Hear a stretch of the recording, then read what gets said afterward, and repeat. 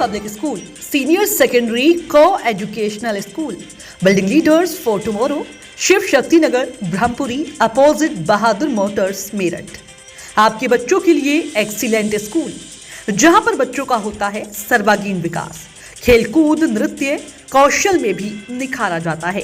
Free computer course, उन्नत building, hi tech classrooms. तो आज ही आइए अपने बच्चों के उज्जवल भविष्य के लिए एडमिशन। नमस्कार, रोजाना खबर में आप सभी का हार्दिक स्वागत है। अभी हम शहर के सबसे प्रतिष्ठित निम्बस बुक्स आउटलेट पे हैं, जो छिपे टैंक बच्चा पार्क पे है। यहाँ पे किताबों के बीच, किताबों की दुनिया में जीने का एक अलग ही अंदाज होता है। लेकिन हम बात करेंगे इन्हीं किताबों को पढ़ के। कुछ बच्चे आजकल एग्जाम दे रहे हैं, यूपी बोर्ड का एग्जाम चल रहा है और सीबीएसई बोर्ड का एग्जाम चल रहा है। लेकिन सबसे बड़ी बात क्या है कि एक एग्जाम जीवन के पैमाने को तय नहीं करते। यूपी बोर्ड के एग्जाम में हिंदी का पेपर खराब हुआ तो एक बच्ची ने सुसाइड कर लिया। तमाम ऐसे मामले आते हैं जो गलत है। पोस्ट रिजल्ट भी ऐसे मामले आ जाते हैं, रिजल्ट कम आया, नंबर कम आए बोर्ड के नतीजे, तो लोग गलत कदम उठा लेते हैं। बच्चे क्यों ऐसा करते हैं और आखिर क्यों न करना चाहिए उनको? ऐसे करने से उनके परिवार वालों पर क्या बीतती होगी? बच्चे अपना आधार 12वीं के नंबरों को लगा लेते हैं, जो कि जीवन का आधार तय नहीं करते। हम बार बार आपको कहते हैं कि लगातार आप अपने जीवन को तय पैमाने के हिसाब से जीना सीखिए, क्योंकि आपके बोर्ड के रिजल्ट आपको आईएएस, आईपीएस, डॉक्टर, इंजीनियर बनाने में कोई मदद नहीं करेंगे। वहां भी आपको एग्जाम देना पड़ेगा। तो नंबरों को लेकर नंबर गेम में ना पड़े। जीवन बहुत बड़ा है और आप बहुत कुछ कर सकते हैं। हमारे साथ देश के जाने माने काउंसलर जुड़ गए हैं।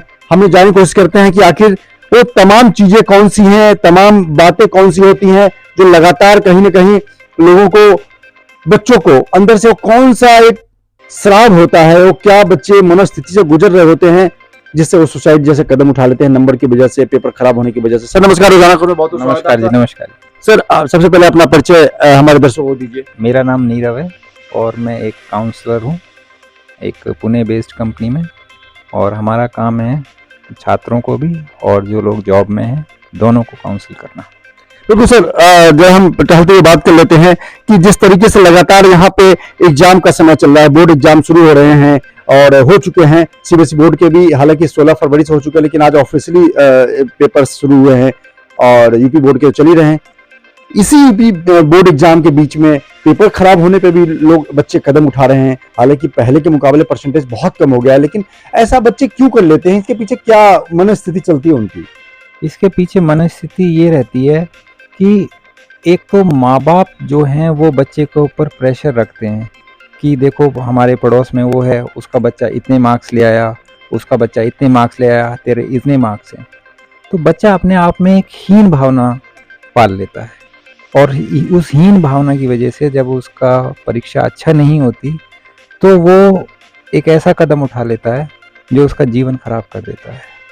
दूसरी बात मैं कहूँगा कि माँ बाप जो हैं अपनी अपेक्षाएं वो बच्चे पे थोपते हैं। जो चीज़ माँ बाप नहीं कर पाए अपने जीवन में, वो चाहते हैं कि उनका बच्चा वो चीज़ कर ले। वो ये नहीं देखते कि बच्चे की कैपेबिलिटी क्या है, कैपेसिटी क्या है, कितना वो कर सकता है। क्योंकि हर बच्चा एक ही क्षेत्र में कामयाब नहीं हो सकता, सबके अपनी अपनी रुचि होती है।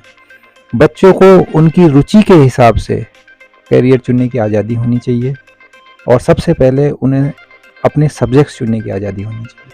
माँ बाप को लेकर, पेरेंट्स को लेकर तमाम चीज़ों पर बात होती रहती है। आप जो एग्जाम बिटवीन की में जो मामले आ रहे हैं सामने, बच्चों को मोटिवेट करने के लिए आप क्या कहना चाहेंगे? बच्चे एग्जाम में 100 में 98 आ गए या 100 में 72 आ गए, अभी वक्त नहीं है उनको ऐसा कदम उठाने का। अपने मन के हिसाब से भी करें, लेकिन एक सब्जेक्ट में खराब नंबर होने की वजह से ऐसा क्यों?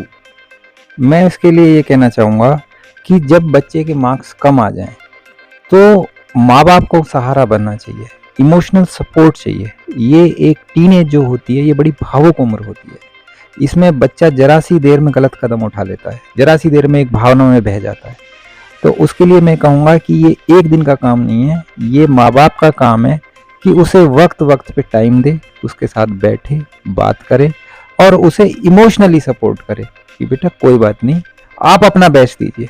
आपका कंपैरिजन किसी से नहीं है, आपका कंपैरिजन अपने आप से है। आप अपना बेस्ट दीजिए और हमें वो स्वीकार है। माँ बाप को एक्सेप्ट करना चाहिए। एक बच्चा 72 ला रहा है, उसको भी एक्सेप्ट करना चाहिए। उनका दूसरा बच्चा 99 ला रहा है, उसको भी एक्सेप्ट करना चाहिए। कंपेयर ना करें उन दोनों के बीच में, तेरा भाई तो 99 ले आया, तू 72 लाया है। उसको इस तरह से प्रेशराइज ना करें, क्योंकि बच्चा जब प्रेशर में आ जाता है तो उसके अंदर एक चेन ऑफ थॉट शुरू हो जाती है, और एक बार चेन ऑफ थॉट शुरू हो जाए तो वो जो है नेगेटिव से नेगेटिव जुड़ते चले जाते हैं, और फिर एक जो है गलत कदम उठ जाता है। तो सबसे ज़्यादा ज़रूरी इसमें माँ बाप का सपोर्ट है। बिल्कुल, जिस तरीके से बहुत अच्छी जानकारी दी आपने।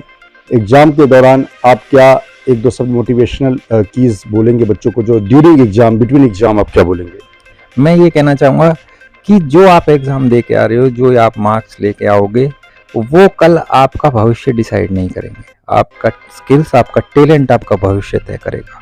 दुनिया में अगर आप देखना चाहो तो जो लोग सबसे ज़्यादा अमीर है, जिनके पास सबसे ज़्यादा पैसा है, जिनके लिए सारी दुनिया काम करती है, उनके पास एवरेज डिग्रीज हैं या है ही नहीं।